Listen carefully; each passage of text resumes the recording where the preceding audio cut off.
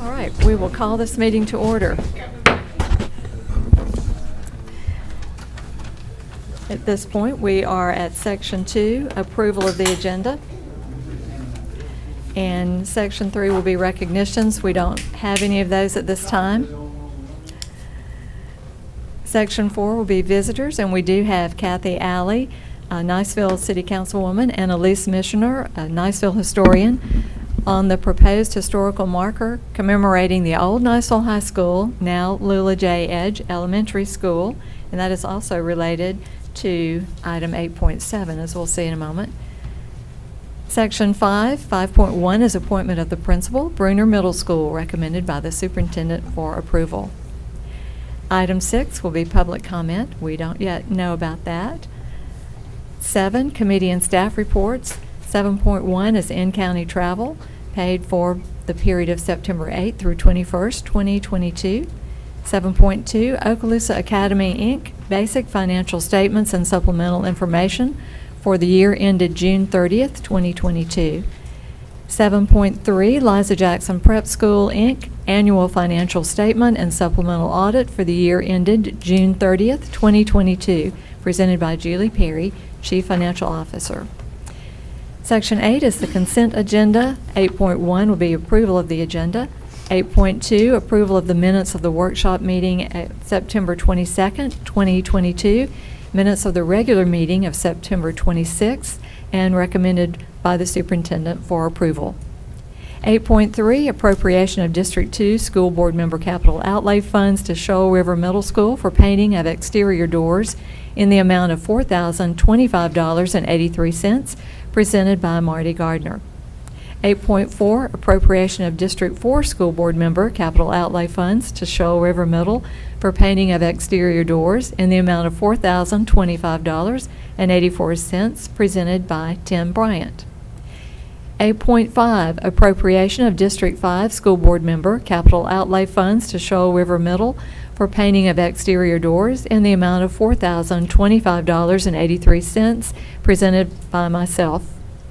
8.6, appropriation of District 4 School Board Member Capital Outlay Funds to Northwood Elementary School for playground equipment in the amount of $2,673, presented by Tim Bryant and recommended by the superintendent for approval.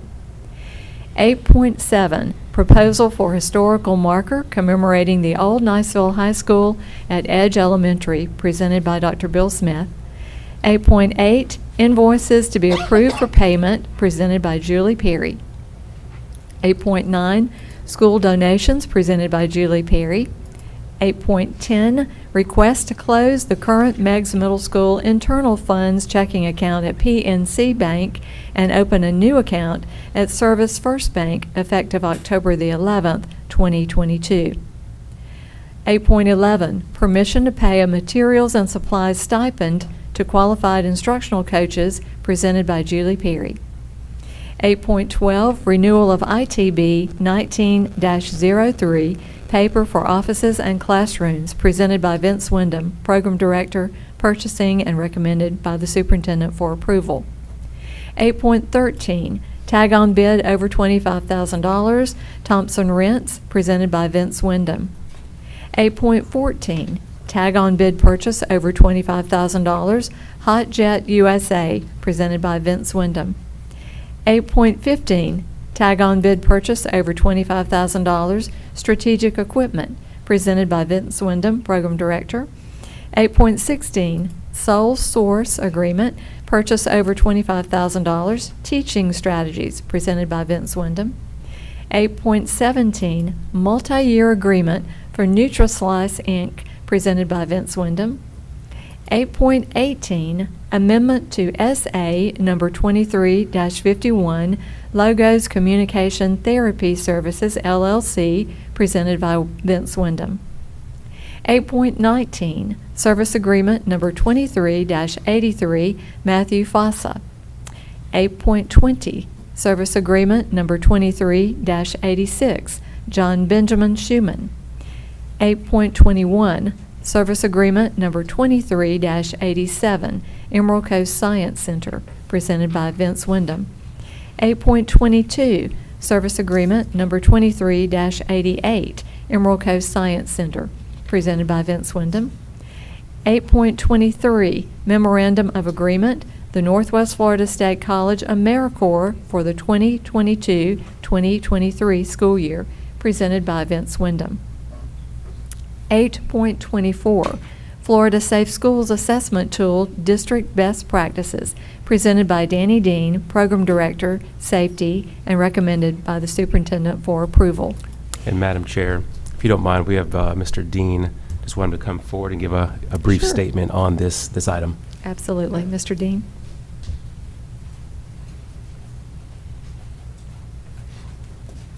Good morning, honorable members, superintendent. Morning. The purpose of the Florida Safe Schools Assessment of District Best Practices is to assist the district in meeting the requirements of school safety and security as outlined in state law and rule in conjunction with the school security risk assessments that's completed for each of our schools, public and charter. The information contained in the document is confidential and it's exempt from release as public record pursuant to Florida statute. Therefore, our specific safety and security practices, procedures, and strategies will not be discussed in this forum for obvious reasons. However, a copy of the assessment has been submitted to the school board office for your review and your opportunity to provide input. Any actions taken or recommendations by the honorable members of this board, if any, will be submitted under the school board actions for the assessment. I'm pleased to announce to you today that the 2022-2023 school security risk assessments were largely consistent among schools throughout the district and effectively illustrate overall adherence to school safety and security best practices, district policies, and applicable statutes and regulations governing school safety. The Okaloosa County School District continues to make vast achievements in the safety and security of Okaloosa County schools beyond the minimum requirements in statute and rule, through the implementation of best practices for safety, security, readiness, and emergency management in schools. The district's Office of Safe Schools will utilize the results of this assessment, as well as the school security risk assessments for each school, compliance inspections, public safety tours, and input from all stakeholders in the development and implementation of additional strategies in school safety. Thank you. Thank you, Mr. Dean. And as you know, a few years ago, Danny Dean was an office of one, and I just thank this board as school safety has been first and foremost above all. And now Mr. Dean also has two other individuals working with him, and they're not just sitting in the office, they're out at the schools and looking at safety measures. And I just appreciate the work that you do and your staff does, Mr. Dean. Thank you. Thank you. So 8.25, Joint Use Agreement between the School Board of Okaloosa County, Florida and the Board of County Commissioners of Okaloosa County, Florida, presented by Dr. Bill Smith. 8.26, Joint Use Agreement between the School Board of Okaloosa County, Florida and the Niceville-Valparaiso National Little League, Incorporated. 8.27, Spot Survey Submission to the Florida Department of Education, Parcel 50 in Fort Walton Beach, Florida. 8.28, General Service Agreement between the School Board of Okaloosa County, Florida and C&D Disposal, Inc., presented by Steve Bolton, Program Director, Maintenance, and recommended by the Superintendent for approval. 8.29, Surplus and Disposal of Non-Asset Items, presented by Steve Bolton. 8.30, School Food Services Updated a la carte Pricing for Elementary and Secondary Schools for the 2022-2023 school year, presented by Steve Anderson, Program Director, Food Services. 8.31, Project Application for the Prepping Institutions, Programs, Employers, and Learners through Incentives for Nursing Education, known as Pipeline, District Grant for the 2022-2023 school year, presented by John Williams, Director, Okaloosa Technical College, and recommended by the Superintendent for approval.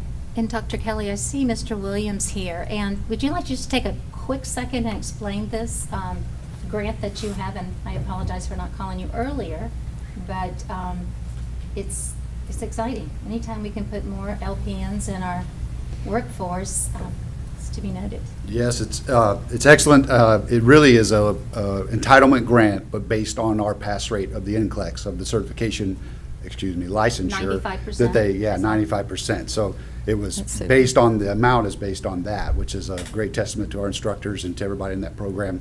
And then it will be a kind of an open opportunity for us to improve our program across, to include our collaboration with the K-12 program with the Medical Academy over at the new site. So great opportunity and some open funds where we don't usually get open funds to do, great equipment upgrades. So really great opportunity. Well, thank you for Sounds sharing that, and great. thank you for doing this. You're doing an excellent job with Thank you. providing all these services. I'm just really impressed with how we're moving so much into the medical area between, like you said, the K with that academy and then this. I mean, that field, of course, is never going away, and it's great. And hopefully, many of these students will stay after they, of course, get college education, whatever they can. Well, some of these, they can go ahead and go in the workforce here, and that just brings them back into our community. But if they need further, of course, training, I think maybe they would come back and have their careers in our county, which is what we ultimately want. So it's exciting to see the growth in this area. And I'm so thankful you said that, Ms. Ivanchek, because now we have a pipeline from high school to Okaloosa Technical College to Northwest Florida State College, and then, like you said, hopefully here locally where we can hire nurses. And I was at OTC the other day. Mr. Williams was taking me around, and we went into the nursing program, and the class was absolutely full. He brought me over to a mannequin that the students work on, and the mannequins that I remember back in the day didn't have the technological abilities that these mannequins do now, where they can actually go into cardiac arrest, and now the Wow. students have to react accordingly. Now, that's a rudimentary description, which you could probably talk about it more in depth, but it was pretty impressive. Did they That's take your vitals? After I saw that, they may have had to, but it was pretty neat. Well, it's a That's great good. partnership, and we also are seeing some of the rewards with some of the situations that have happened in Crestview, where some of the students have stepped in, Yeah. whether it was within the school or out in the community. So we are seeing the benefits to this. That's right. Thank We you. sure appreciate OTC and what it means for the community. All right, and item 8.32, attorney-client engagement agreement between Curtin McConkey PC, Anchor Smith Grimsley PLC, and the School Board of Okaloosa County, Florida, to provide legal services in connection with Juul and electric cigarettes litigation presented by C. Jeffrey McGinnis, attorney for the board, and recommended by the superintendent for approval. Yes, Madam Yeah. Chair, this morning, we have an agreement before you to get the board's input on potentially participating in this ongoing litigation. And I would like to ask if you would recess for just a moment. We would like to get Attorney Joel Wright on the phone and let him give the board a briefing information on the litigation and the potential agreement. Okay, so at this point, we'll recess.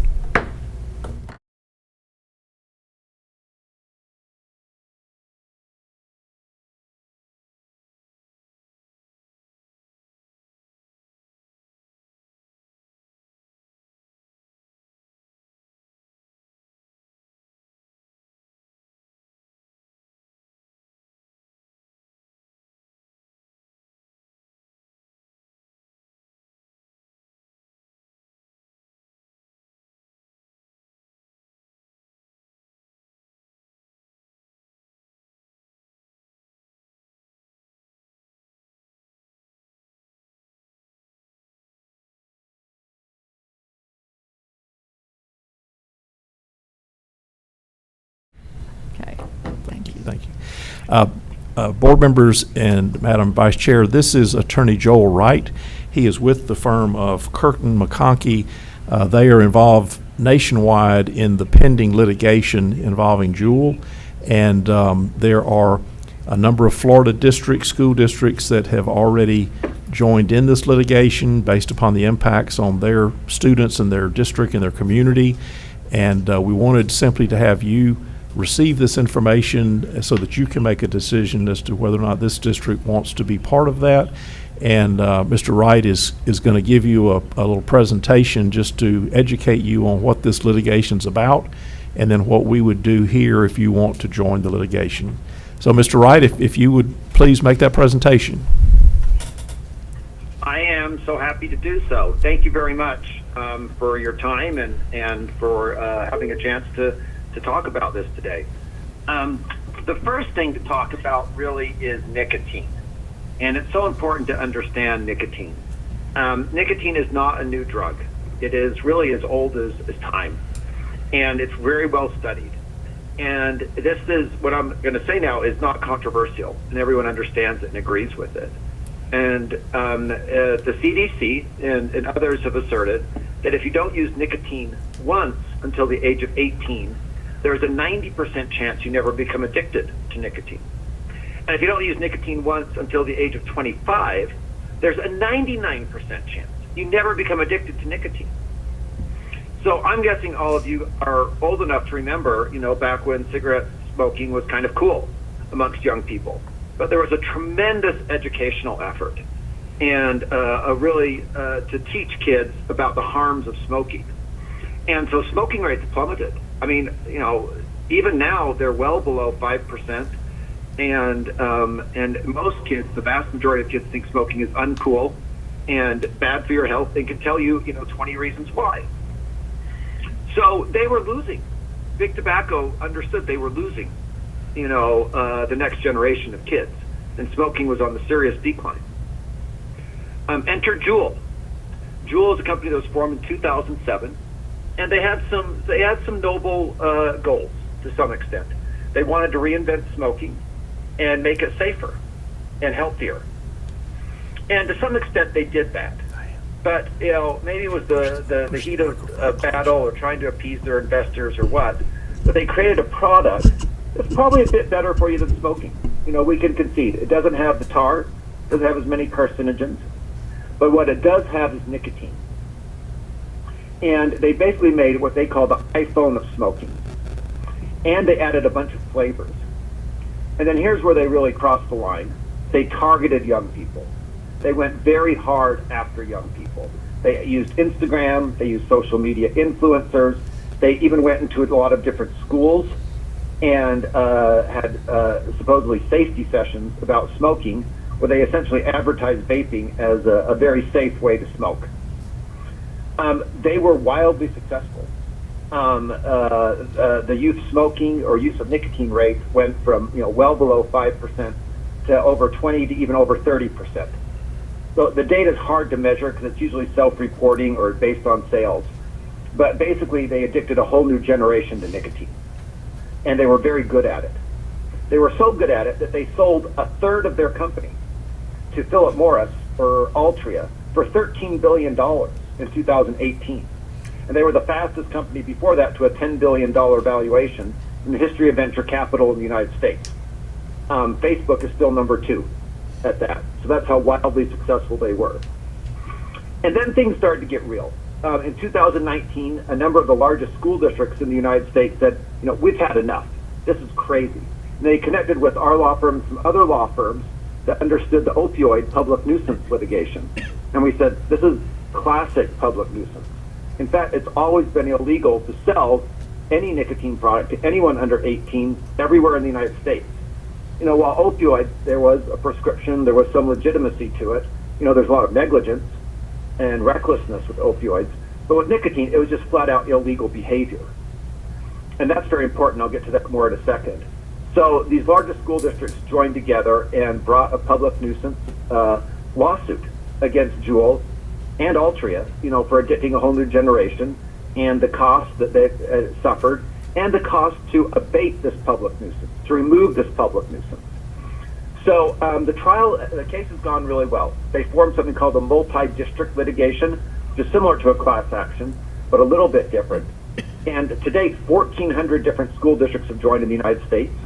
All of the 12 biggest school districts have voted to join. Most of the top 100 have now voted to join. In Florida, all the 10 biggest have joined, and a number of other districts are voting here in the next week to join as well. I can send you a list of those, or I think Jeff has that. And we also added something very important called a RICO claim. It's the Racketeering Influence Corrupt Organizations. And that is for engaging in basically systematic illegal behavior to make profits. It's kind of the law that was made to go after the mafia. And we brought a RICO claim, and it survived Juul's and Altria's motion to dismiss it. So So that means basically if we prevail, we get triple damages plus legal fees. And we also pierce the corporate veil, so the board members of Jewel are on the hook, as well as Philip Morris or Altria themselves. So with all that, there's now 1,400 school districts are involved. They chose 4 bellwether plaintiffs. And those 4 bellwether plaintiffs had to go through discovery and deposition for over a year. It started in spring 2021 and ended about June of this year. And so now they're all lined up to go to trial. San Francisco will be the first one. Tucson, Arizona will be the second one. Palm Beach, Florida would be the third. And then a small rural county in Kansas, Goddard County, would be the fourth. And these districts all deserve, a statue and accolades. They enormous time and effort. The rest of you will not have to go through discovery and deposition, really, because of their efforts. So the first trial is now San Francisco, scheduled to start on November 4th. And there have been efforts to maybe resolve it, before. We'll have to see if anything comes of that. At any point that it could get cut off, the judge could say, okay, everybody who's in is in, and here's the settlement. So the window could potentially close anytime before that. But we feel very good, between the RICO claim. San Francisco has submitted strong evidence under the law for damages well into the 8 figures. And if you triple that and they add punitive damages, it could be really a shocking amount of money. And that's just for San Francisco. So we think there's a very good chance, that things could go very well. There's kind of a small window to join. Okay, so I've talked about this. So if you guys want to join, here is what you need to do. It's really quite simple. You just approve the engagement letter, and it costs you nothing. It's a pure contingency fee. It's 25% if we get an award or settlement. If we don't, there's no cost at all. And if you join, it takes about 4 or 5 hours of staff time to complete the paperwork. The paperwork really just involves, do you have any statistics on the discipline for vaping? Have you spent any money to prevent vaping? Vape detectors or classes or other things. And you guys have, done some really good stuff, as you can see in that packet I put together. You've really found started some good programs. And this money could, really strongly fund those programs. So just like we, turned back cigarettes 20, 30 years ago, we can turn back vaping. I think our kids are smart enough to understand vaping, but we've got to really educate them about it and really make it a priority. So you guys have been really good at listening to me. Thank you so much. I wish I could see you. I wish I could be there. I really enjoy meeting with school boards. But that is really all I have to say. Jeff might have something more to say. And now let me say, I am not a soft, gentle soul. I hope you ask me your toughest questions. Thank you very much. Questions, board members, for Mr. Wright? I don't have a question, Mr. McInnes, but I do have just a comment, and I know that my colleagues on the board know this, but members of the public might not know this. This school board has entered before into, I think in this case, the attorney called it a multi-district, but this school board has entered before into class action litigation. Isn't that correct, Mr. Yes, McInnes? So it's not uncommon, is what I'm trying to say, for that decision to be made for us.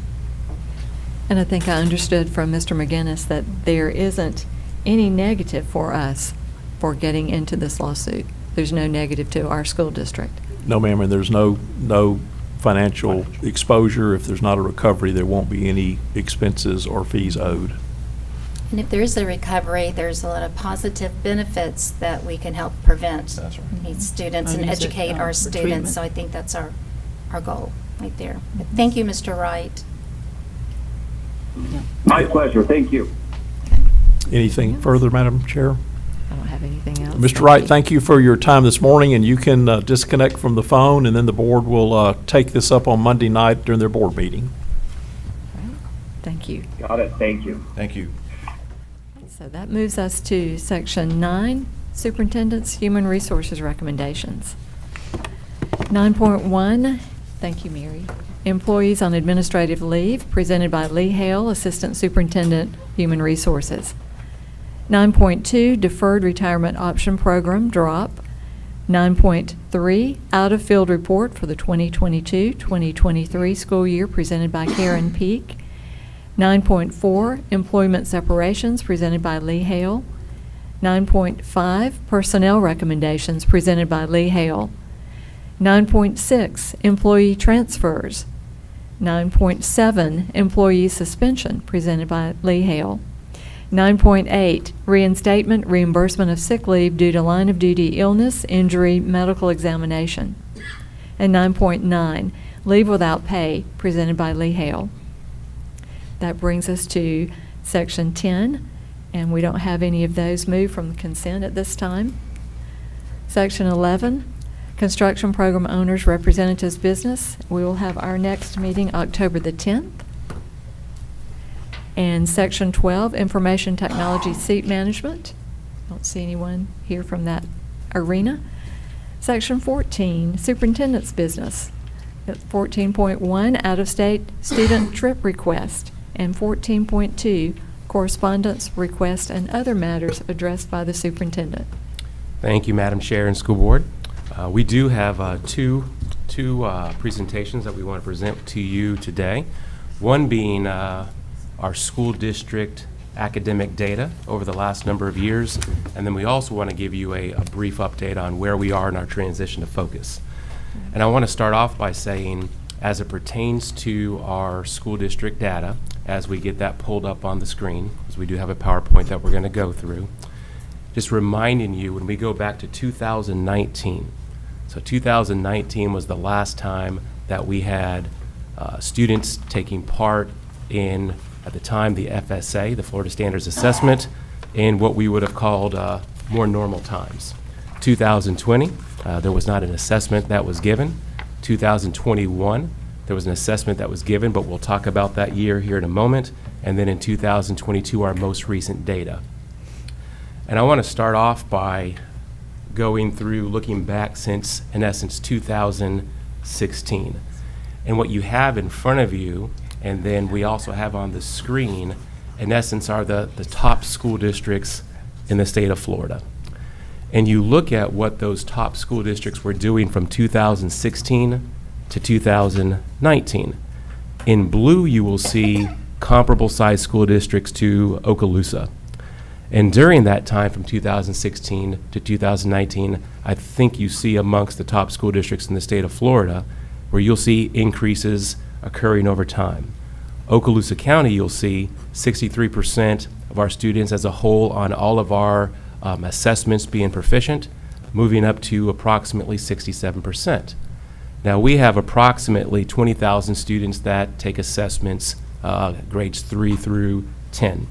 And that's not necessarily the same number of students per assessment, but if you think about relatively on an ELA type of an exam, and you look at 1%, in essence, 1% represents almost 200 plus students.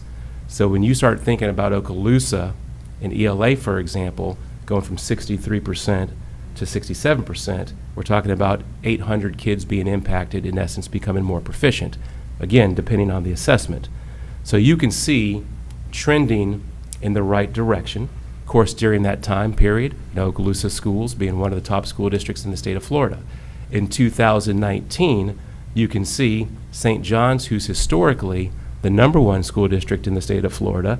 You can see from 2016 to 2018, they also have, I'd call moderate growth going forward, but still doing a good job as a school district. Then you look at the growth on this slide. You can see amongst the top school districts in the state of Florida, you'll see anywhere from a 3% increase over that time to a 9% increase over that time. But for Okaloosa schools, 63%, moving in the right direction towards 67%. Then you go to the next slide. And you look at 2019 versus 2021. And I think you see what's missing. What's missing is 2020. 2020, during that time, that's when the pandemic started. Mm-hmm. And there was not an assessment given that year. So now you move forward to 2021, and I think all of us can remember I think the time period of 2020 to 2021, what happened during that time here in Okaloosa, across the state of Florida, across the nation. And what you'll see amongst all the top districts in the state of Florida, bar two, is you'll see decreases from 2019 to 2021. You look at St. John's with a 3% drop, all the way to a 10% drop, and us having an 8% drop from 2019 to 2021. You look at our like-sized districts, those three in blue, also you see decreases occurring during that time. Now, one thing I do want to say to the board is you think about that time period.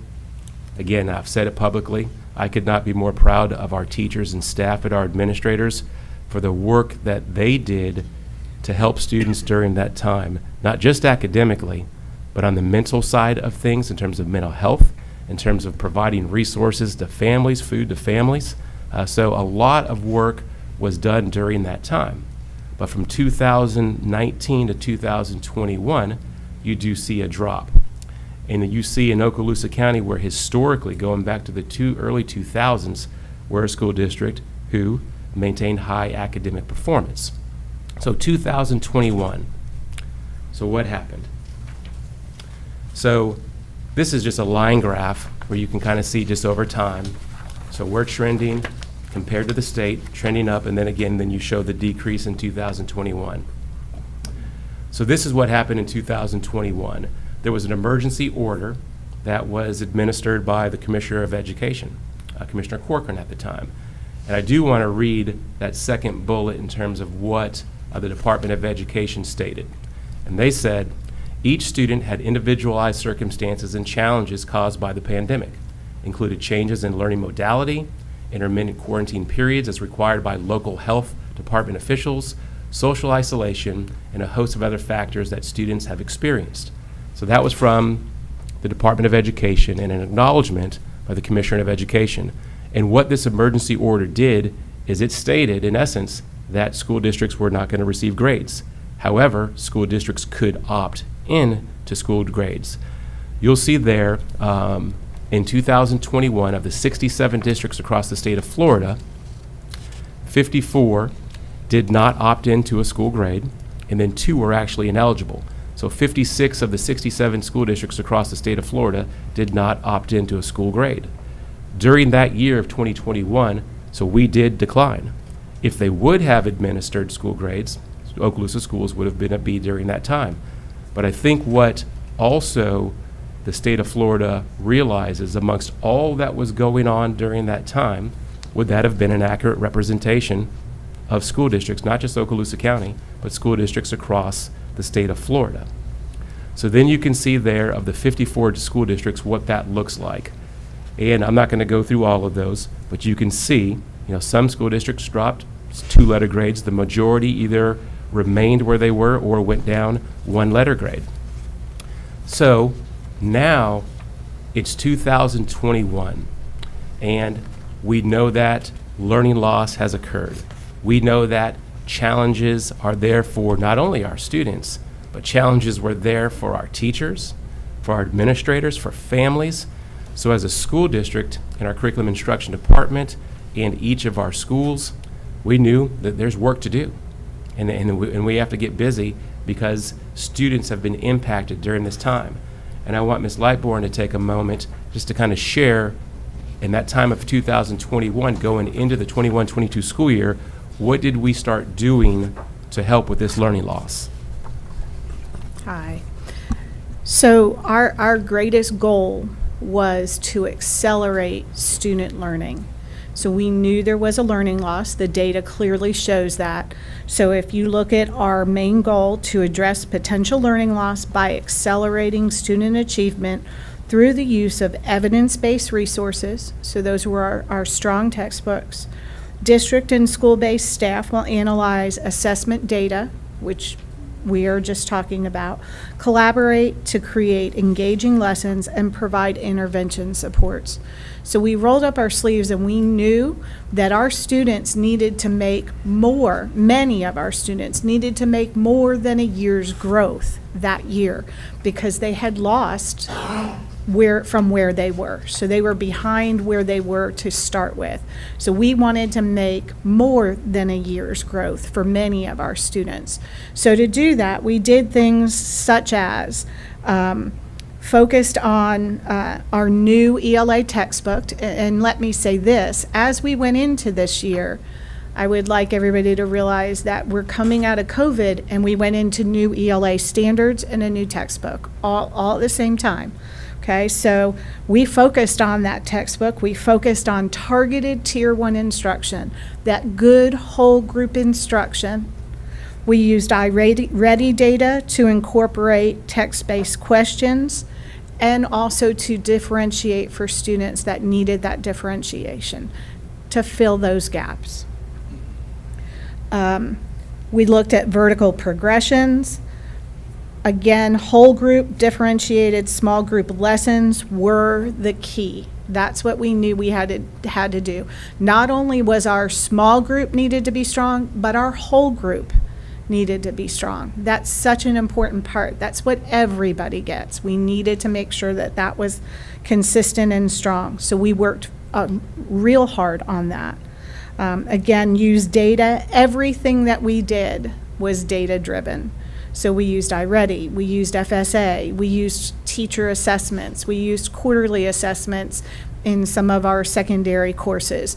So we used data. We looked at attendance, we looked at discipline, we looked at all of those things. Schools looked at it tirelessly in order to provide the instruction that our students needed. We also increased opportunities for plan of care tutoring.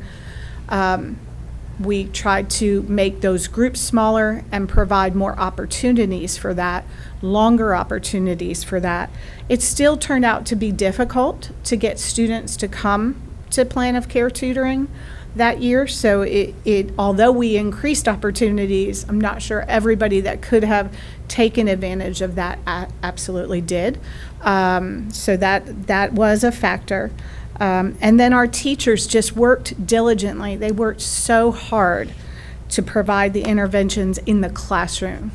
That face-to-face instruction was so critical, and our teachers worked really hard to make it targeted and appropriate to reduce that learning loss and accelerate that student learning. So you hear there, and this is just a brief explanation of what happened going into the 21-22 school year. And if you remember that time, I would argue the first semester of the 21-22 school year was more difficult than the previous year. Mm-hmm. However, we put things in place. And as you can see on this slide here, we're now starting the upward tick. So we dropped in 2021, we went up in 2022, and what I want Mrs. Lightbourne to do just really quickly is look at 2021 data versus 2022 data and kind of go through how the state of Florida calculates the grade and how we did in those areas. Okay, are you clicking for me? Okay, in the first area, so these are all the areas that come together to give us our school grade. So we look at 21 and 22. So in 21, we know that we're coming out of COVID. We're starting all of those things that we just talked about.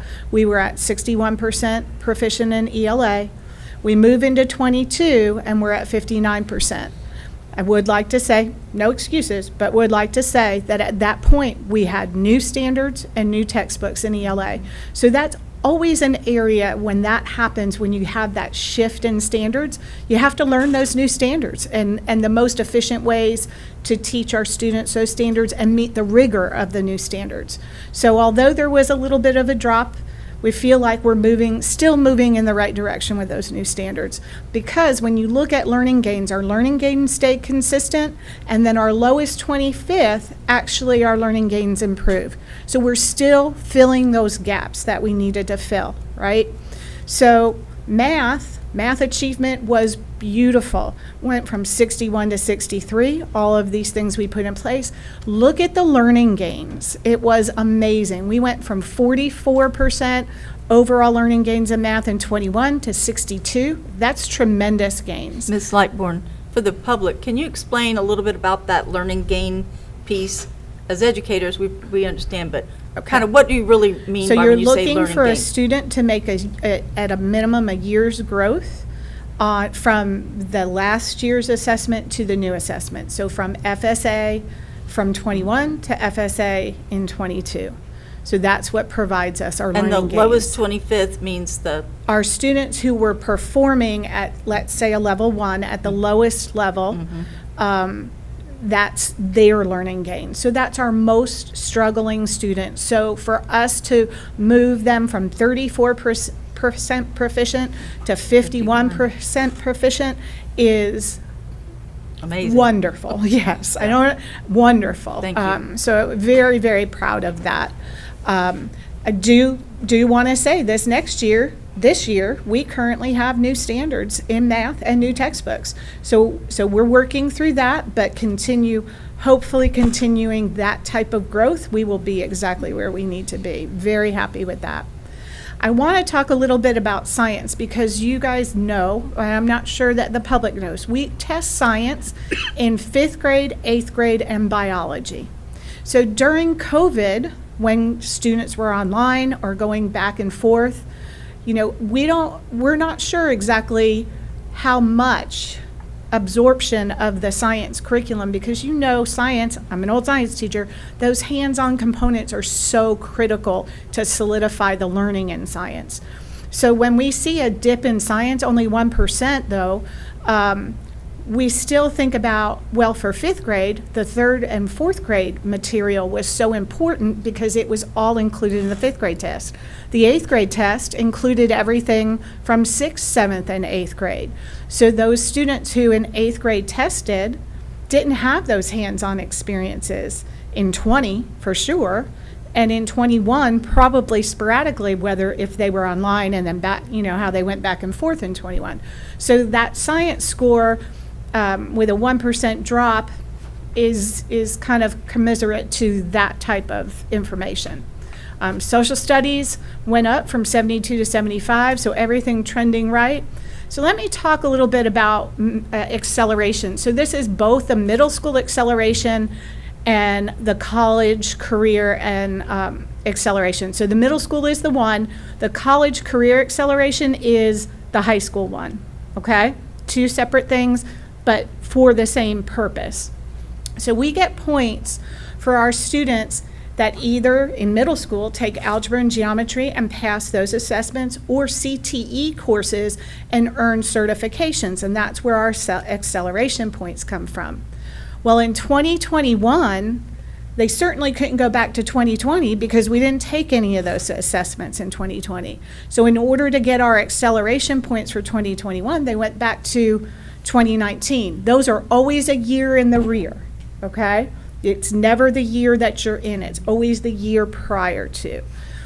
So when you look at 2021, it's like, oh, that's a good score, and then we dip in 2022. But 2022 is really from 2021, which is where, we had students in and out. We had the different modalities. You could be online or you could be in school.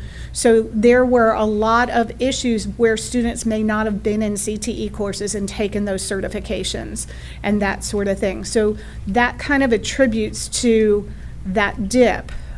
Same thing in college acceleration. It's the same components, okay?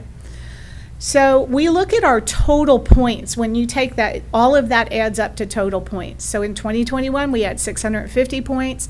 We grew to 686 points, which is a good growth, a real strong, healthy growth. So that's the direction we want to continue to go in. We went from 59 percentage points to 62. We tested in 2021, one of the things we need to remember is there was also an emergency order that said there would not be mandatory retention in 3rd grade, and there also our graduation requirement assessments were taken out of play. So when we go into, so when you look at our graduation rate in 90 was a little lower, 90%, but then it popped up to 92. Right? But then when we look at the percent tested, 21, it makes sense. Everybody didn't have to test because they didn't have to have it to graduate. And then, so we had 10% normal. Normally, we have 98%. That's usually what we run, is about 98% tested. And in that year, we had about 90% tested, which also is an indicator that was that a good year to actually assess where we were, because we had 8% of our students not tested. So, but there were lots of reasons. Parents were still weary about bringing students into large groups. They still had health concerns, so folks decided not to bring their students into test. So you'll see in 2022, we're back up to 95% tested, and our average in the years before that was 98, so that's what we're hoping to move to in the future. So we feel like we're moving in the right direction. We continue to keep, a district grade of an A. We are currently ranked 12th. Of course, we like to be higher than that, but we're working towards that. So here's some of the things we're doing this year. Still utilizing everything's data-driven academic growth. Our big emphasis again is whole group interactive instruction with cooperative learning groups centered around comprehension. So really emphasizing that interactive whole group, that tier 1 instruction, so we continue to emphasize that. And so those of you on the board who were teachers, which I think is everyone, you remember when you teach, right? Good teachers do the I do, we do, you do, and we do it together, right? And then we do it independently. That's the emphasis in the whole group interactive instruction.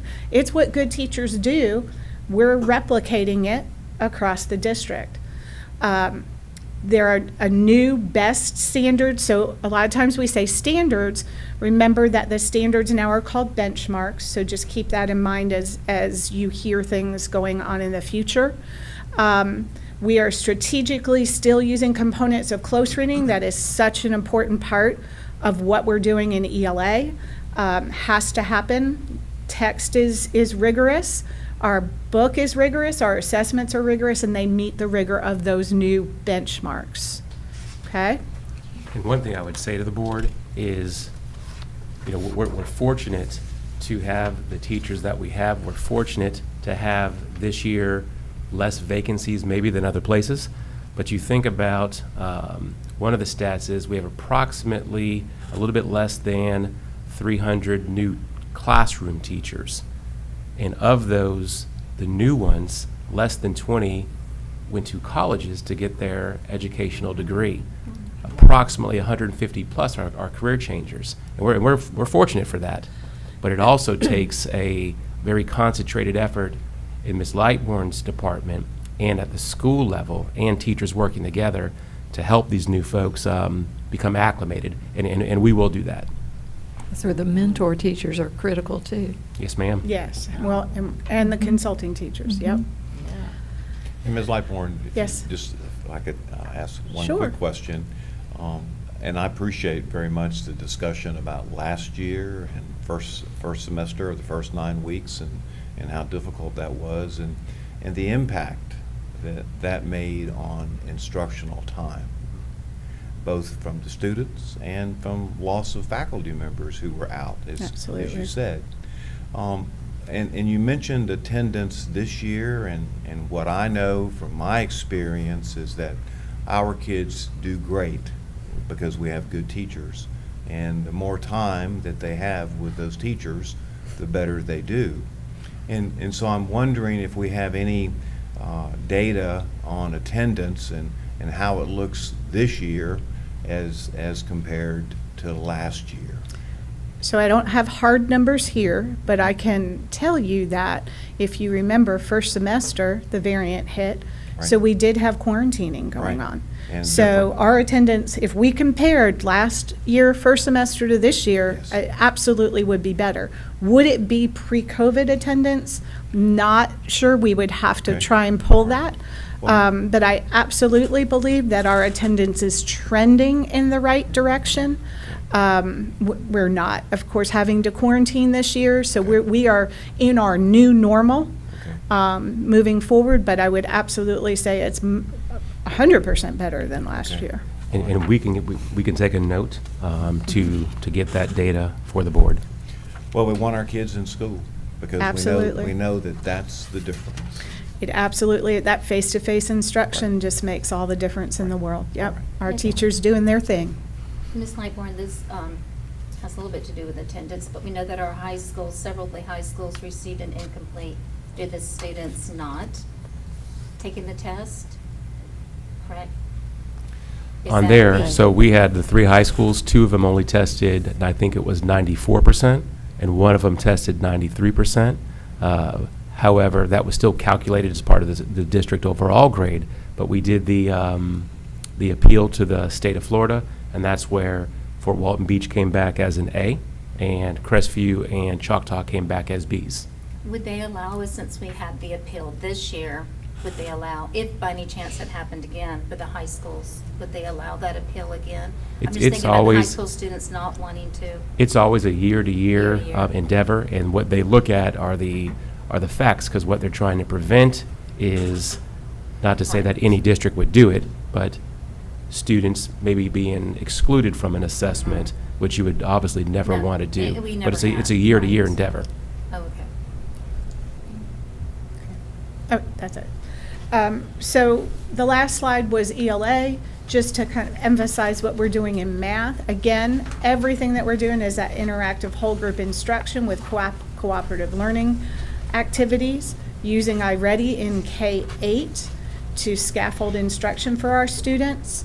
And back in elementary, bringing back manipulatives, because during those few years, we couldn't use manipulatives. Well, you'd have to wipe them down in between each use, and some teachers tried to do it, but it wasn't as effective because, of course, you didn't want students touching other students' manipulatives. So bringing back those types of tools for our younger students and promoting engagement into the subject is critical. So that is occurring. That's where we're moving. I think that's why our math scores have moved so much. Our growth has moved so much, and we'll continue to work that way. And as we shift to a couple more slides, the thing I do want to say is our district, as well as the other 66 districts across the state of Florida, had challenges. So in none of this do we want to be in a position with the fantastic teachers and schools that we have is to come across with any excuses to this board, to our schools, or to our community. The bottom line is, like Mrs. Lightborn said, we are where we are right now. We're still in a district, but I think Ms. Lightborn's statement of rolling up your sleeves and continuing to get to work is exactly what we're doing. Because we can talk about all the challenges that we want. It happened here in Florida. It happened across the state of Florida. But the bottom line is, these are the results, and we're going to continue to do a good job moving forward. So some of the things that we're doing instructionally and administrative is data chats. So those are both school-based and district-based. So at the district level, we call in the administrators after each assessment and look at their data, talk about soft spots, talk about what direction they're going to go within their schools, how do we fill those soft spots, and we also talk about the accolades, where things are growing and looking good. Principals and administrators are doing walkthroughs more consistently, some official, some unofficial. By law, they have to do one a week on literacy walkthroughs specifically. There's a literacy team where they sit down and they talk about literacy within their schools and how to move forward with that. So it's very targeted. The district school visits, so Mr. Palmer, myself, and some of our specialists will be visiting schools starting actually October 17th is our first visit. So if you call us, just text us, because we probably will be in schools from now until about February. But that's the best time ever, is we get to go in and see what's happening. Is the PD being implemented? And if not, why? What do we need to do differently to help teachers implement the new initiatives, the new standards, et cetera? So it helps us visualize and see what is happening in our schools and how can we move forward. We did summer data reviews, and we'll continue to do that, where we look at, so we start, and on the next page, we're going to talk about our SPP process, but we start preparing for the following year in March. So we use what data we currently have, but then as more data comes in, we do another summer data review with our administrators and tweak that SPP process. And for Okaloosa, those first three especially, data chats, walkthroughs, district school visits, that's something that has been ingrained in us. And the truth of the matter is, the last couple of years, we haven't been able to do that. And we believe that that's a big part of our success and a great work, again, that the teachers do. And we have the SPP process here, and Ms. Lightboard's not going to go through each and every one of these processes. However, it goes back to, in the February time last year, we said we're getting back to this type of a process. From February, the school's already started their business of preparing for this school year. Ms. Lightbourne and her team did a great job leading that second semester into the summer. Schools are still working on their school performance plan. I'm very proud of Ms. Lightbourne's team, who met with each school during the summer to go through not only their data, but also their school performance plans. And then a second time on the finalization of their school performance plans before they come to the board. So a very specific process.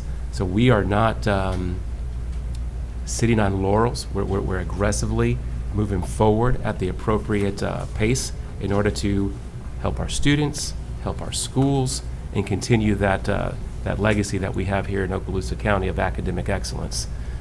And I do want to just say,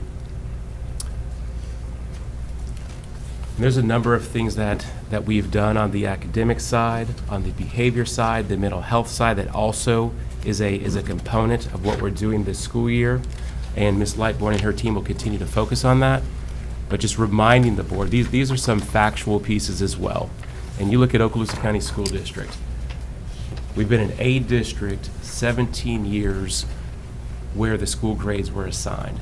So 17 times. Then you look at components of a high-performing school district. And just as a reminder, that's where you have to be a school district A 2 consecutive years, but then also you have to meet all the class size requirements, and also you have to be strong financially.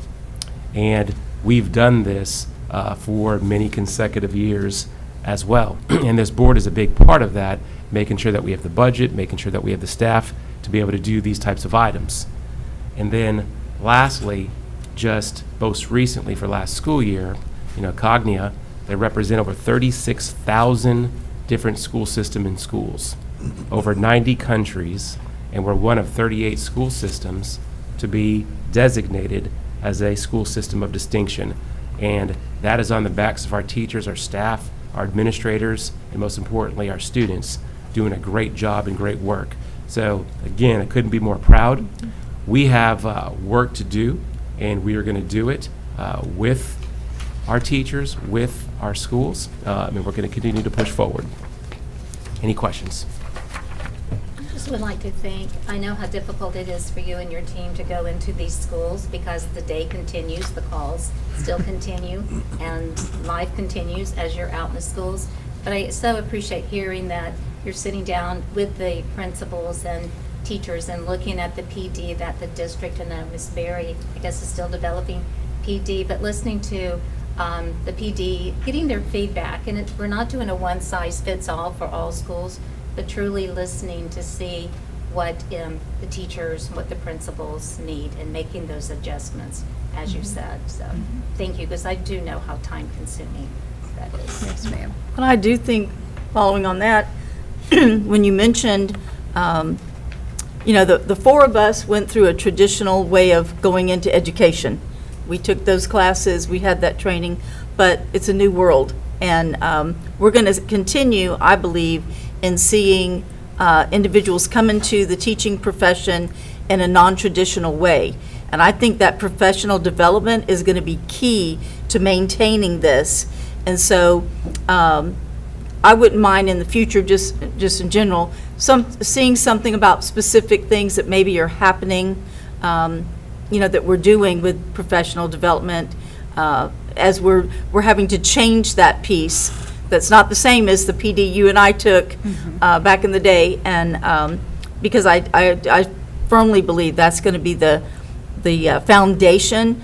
But I do like hearing particularly the walkthroughs. Those are things that I experience, because not only are you seeing what's going on, but it gives that support to that classroom teacher, knowing that you're there to help, that you're there to see. It's not a catch you, it's to see what's going on. How can we help you? How can we bring that level up? Because if they're, other teachers are busy, so I think that that's really important. But I'm very proud of our district and our success, particularly through a very trying time, and that goes back to what's going on in the classroom, but also those of you in our district who are being that support to them. So thank you very much for that. And can I just piggyback one more time? Sure, Made me think of sure. something else.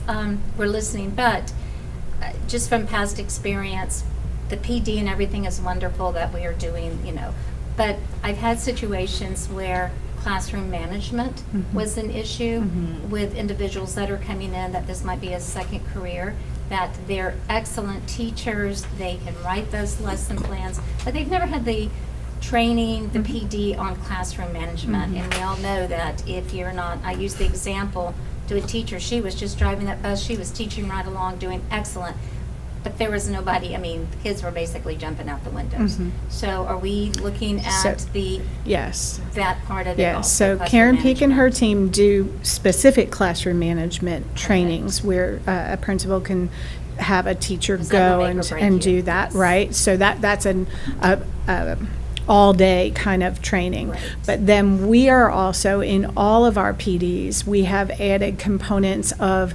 routines, how to establish routines in your classroom, how to establish classroom culture, and how to maintain classroom management through engaging learning strategies. And that's really the key. If you're just standing there teaching away, but you have no engagement strategies going, then do you really have the kids with you? So our goal is, through those academic engagement strategies, to share with teachers, this is how you improve your classroom culture, is by improving your craft. Because we want them to be excellent teachers. We Absolutely. want them to be successful. And they So want to anything- be. And they want to be. They just Absolutely. need the training, the recognition, and I So appreciate that you're it's listening. embedded in all of our trainings that we are currently doing. That is a component Great that job. is embedded in all of the content areas. But also, Mr. Chambers, I know that you have mentioned before, as it's come up, that this board in our district does have discipline policies in place that you've expressed to parents and the public that you are behind to enforce. Absolutely. That the expectation of appropriate behavior by students in the classroom is there, and those two things work hand in hand. You've got teachers knowing how to manage the class, but also to our public and to our parents, knowing that the expectation is that you send your child knowing that they will act appropriately, so that that doesn't take away from learning in the classroom. No, absolutely, and I think that's well said. And I think we all know from the history of time, you always have some ones that might be a little squirrely. But, and I'll say, over the last 2 years, families have changed, community has changed. And one thing that Sheriff Ashley used to say is the schools are also indicative of what's happened in the community.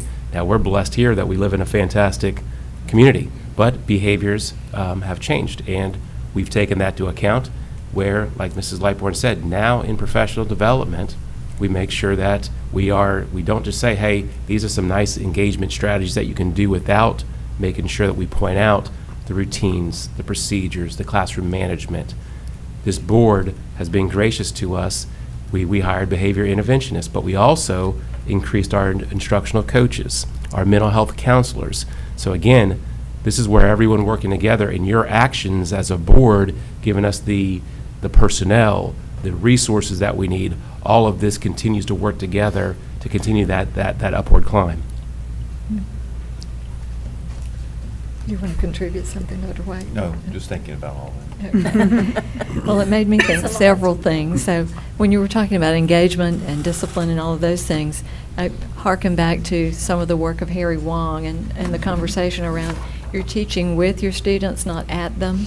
And so I think that bore that idea to my mind. But certainly in my past, having served in some of the spokes of the wheel that you mentioned, like being responsible for SACs and SPP and all of those improvement techniques that you do, I do know how hard you work and members of your staff, and it's a year-long process. The public doesn't understand that the process of improving student achievement isn't just we have this plan and that's it. It is a continuous cycle, and you are constantly looking at that data, and certainly every principal in our district looks at his or her data constantly, as you do at the district level too. So that is very highly thought of, and I appreciate your doing that.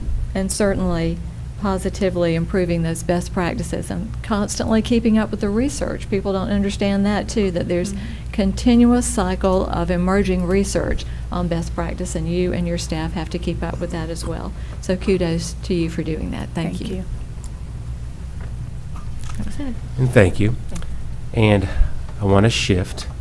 Mr. Bryant, one of the things that he asked me to look at was where are we on focus? And you know what's right behind you are our 6 pillars, and one of those pillars is modern innovation. And we know that we were in a system with the AS400 or terms since the 1970s. And we know that the majority of the state has shifted away from that type of a platform to other programs such as Focus. And we are currently in the transition to Focus right now as we speak. The student portion, we're well underway, and now we're getting ready to transition over to the HR side and to the finance side. And I think we know and we knew going into a transition such as Focus, which is broad, which is vast, that everything wouldn't go smoothly. And everything has not gone smoothly. We've had some successes and we've had some challenges. And I want to say, because I want to have Dr. Hale come up and give a brief overview of kind of where we are, but what I do want to say is we have, again, amazing employees who are the ones who are having to do this. So they're doing this transition and becoming experts in this at the same time of doing their normal day-to-day job. And then those at the school level that this funnels down to, or those at the district level that this funnels down to, they have to learn this. So there's some growing pains, there definitely are, and there's some frustrations, there definitely are, and it's understandable. But I absolutely appreciate the people going above and beyond, because this time next year, it'll be obviously much, much smoother. Good morning, everyone. Good morning. And thank you, Mr. Chambers, for allowing me to come up here and kind of give everybody an update on where we are in the Focus transition. As you remember, when we initially started talking about this transition, we were talking about a 2-phase approach where we would work on the student side of the house, the SIS systems, and all of those things first, and then transition into a new go-live date for what we call the ERP, which is the financial processes and the human resources processes. What that has kind of become a kind of a hybrid of that of sorts as we continue to develop some things. One of the things that I will say from the HR standpoint before I get started with all the kind of the things that are really, really working well and the things that we are still trying to figure out, I want to really talk about the innovation piece that Mr. Chambers mentioned just a moment ago. One of the things that we knew, as was stated when we transitioned to Focus, is that when you transition systems, there's a learning curve. There are anticipated bumps and things like this, but one of the things that necessarily provides new opportunities to improve is when you get to pioneer a new platform. One of the things that Focus had never done before with regard to any of the programs or any of the districts that they had worked with is what we call in our shop the applicant tracking piece. In other words, what will eventually completely replace OASIS, which is the hiring process. Never done before. So Focus and HR right now are currently working, and finance are working very, very closely together to build a brand new platform. So that's very innovative. We're very excited about being pioneers. But as is the case, whenever you pioneer a new wilderness, there's going to be some trees you got to knock down along the way. So doing a great job right now in learning. Right now, the analysts are looking at what has already been built. They are doing some kind of what I would call immersive training, going through the process in a beta environment, so to speak, so that as we continue to process maybe not real applicants as we go through the process, we get to find the bugs in the system, report that back to Focus, and then they are being responsive to us as we create these things. That's why I say we've kind of got a hybrid go live date for that, because our anticipated date, well, we're not ready to go completely live with that yet, but we are in the very near future transitioning into that, because like I said, we have rigorous work going on. And just to continue the theme of rolling up our sleeves, one of the things that I think is important for you to be aware of is that in order to make sure that everything goes very, very smoothly, and I believe that Julie and her crew, especially those over in payroll, are also doing that, is as we are doing many, many new things for the first time, we are doing redundant systems to ensure that when we do find these trap doors, that we don't have to necessarily fall through them while we get that repaired with Focus. So I'm very, very proud of not only the partnership with Focus and Finance, but the level of commitment that both the Finance group and the HR group is doing. We knew this was coming in terms of the redundant system work, and so we all committed to lock hands and be okay with that while we transition, because just as Mr. Chambers said, 20 years from now, when we're transitioning to whatever the new system is, then we're going to be saying, man, I wish it was as easy as Focus. And so we know that that's a place where we're going to get to, and we're on the way. From the student services piece, I talked with Ms. Lamb yesterday because I wanted to be able to brief you guys on the student services component too, with regard to the Focus update. For your information, she's very excited about the fact that the peer system, which is IEPs and 504s, that is fully integrated with Focus now, so that's very seamless. There's not a lot of redundancy having to happen, and that seems to be a very, very good thing over there. One of the things that is tied into that is the ability for teachers now, through the Focus platform, to know that students' accommodations without having to have those packets of accommodations and things like that. They're coded through the computer in a real-time way. Things work seamlessly together, and the teachers are able to get that information in a very usable and discrete format that they are giving very, very positive feedback about. MTSS is being integrated right now. The coordinators have been trained and are becoming very, very comfortable with that, and the teacher training is in the very near offing, so the MTSS process is also going to be very streamlined. The communication log is now completely functional for that very, very critical component between, for verification documentation purposes in that regard. And as far as the electronic referral process, there's some, I don't have the specifics on that, but she made the statement that there is good, positive teacher feedback on the electronic referral process. So whatever that means, that is a good thing. One of the things that we have to look forward to, one of the opportunities of learning that we are still in with regard to that process, is the back-end reporting that's associated with that process. That's what's being currently learned at the administrative/district level, the reporting piece. So that's one of the good things that will, once we know exactly what that means, it'll be great. So we're looking forward to finishing that up. Just in terms of, and also finance, I spoke with Julie a little bit yesterday, and of course I'm looking at her because if I say anything wrong, she's going to laser beam me, and I will defer to her. But right now, the processes with regard to Focus and things like POs, budget revisions, and things of that nature, leave at the school level, Focus is working very well, but you may be hearing some things from employees on that because there's a necessary redundancy built into that plan too. There's POs that are having to be rebuilt that have already been built to get them into the new system. There's a lot of work associated with that right now. The great news that I'm trying to tell people when I hear about these things is this is a one-time. Once we fully transition and we've done the double work, we'll never have to do the first step again, and it'll be as easy as this transition is supposed to be. So that's tough, it's necessary, and it's appreciated, the work that the employees are doing at the school level with regard to that. Tentatively excited about the fact that payroll has done 2 fake payroll processes. Do it once to make sure there's bugs. They do it again. They were successful twice before the first real iteration, so we have our fingers crossed, but they are very excited about the fact that has worked seamlessly to this point.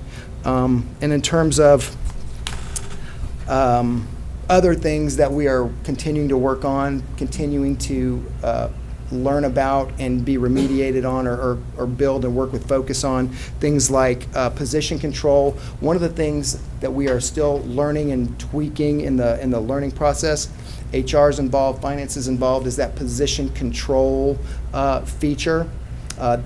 Obviously, when you're building applicant tracking for the first time, that's going to create other things that are unexpected on the development side that we're helping them with, and so those things are being worked through right now as well.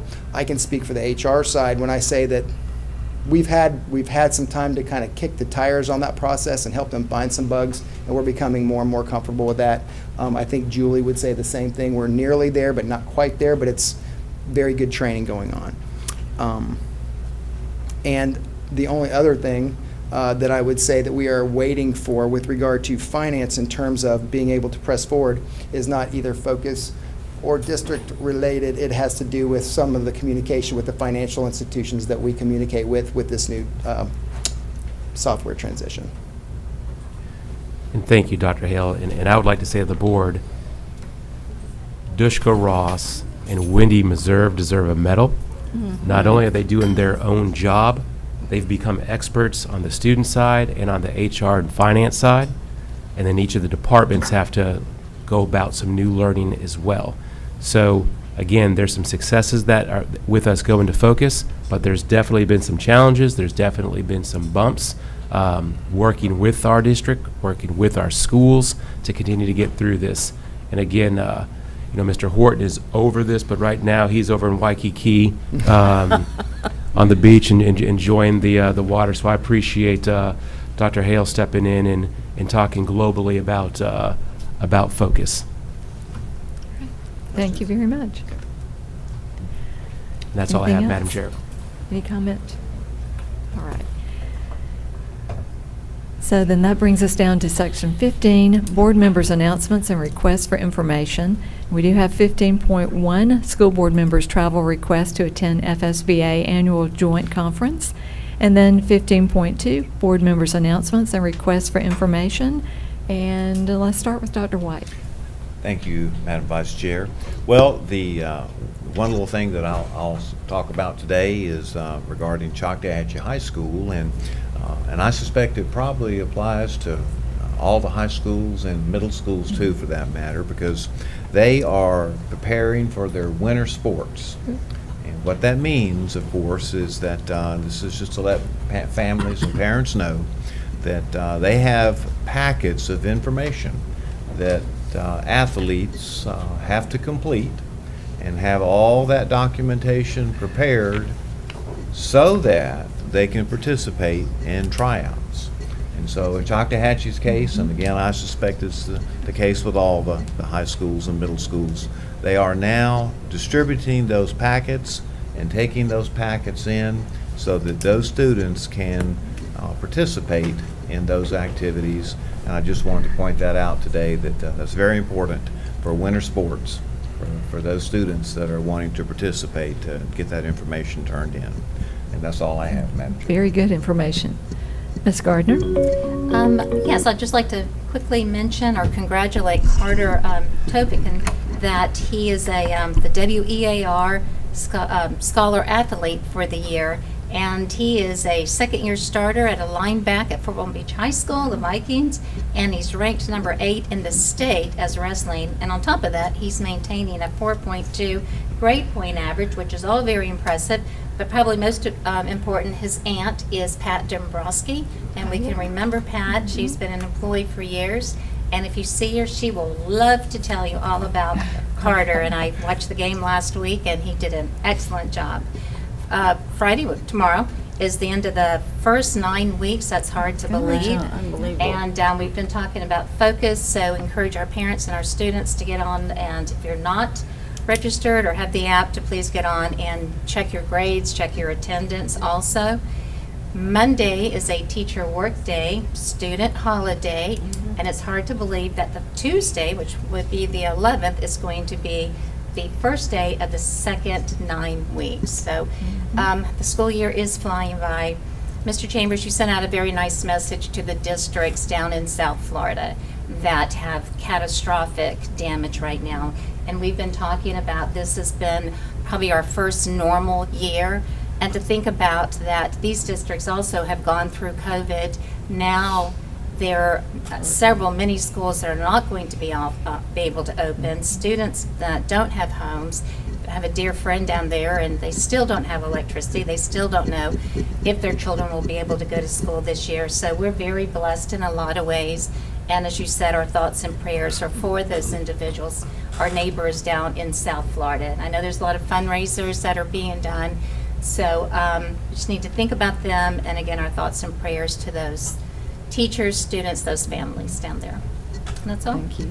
Ms. Evancho? Well, I think many of us have gone through a time when our district was shut down through hurricane, and of course, we're just holding our breath because you never know. It's not over. It's not over yet. So thank you, Madam Chairman.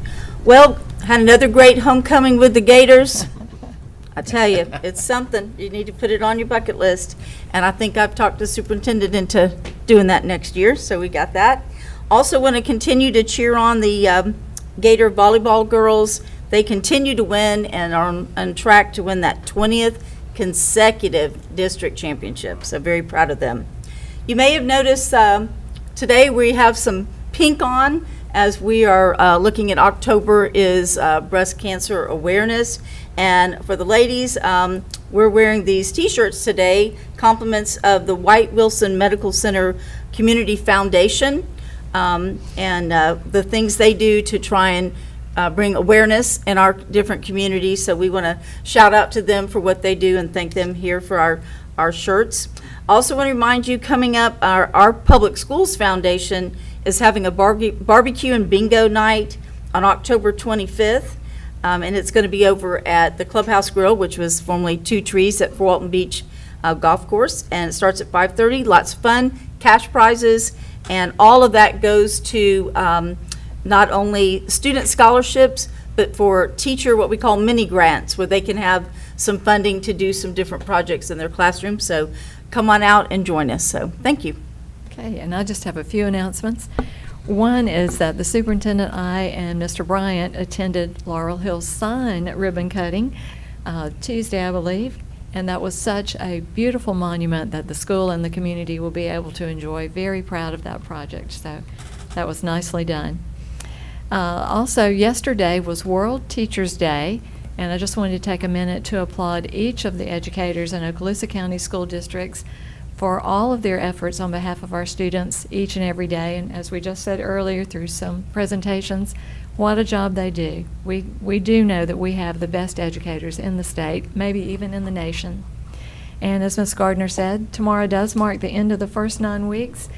And for me, it was always a time to remind students that we hope you met your goals the first 9 weeks, but if you didn't, now is the time to set those goals really high for second 9 weeks, because that also is your accumulated GPA for the first semester. So to keep those in mind for our students.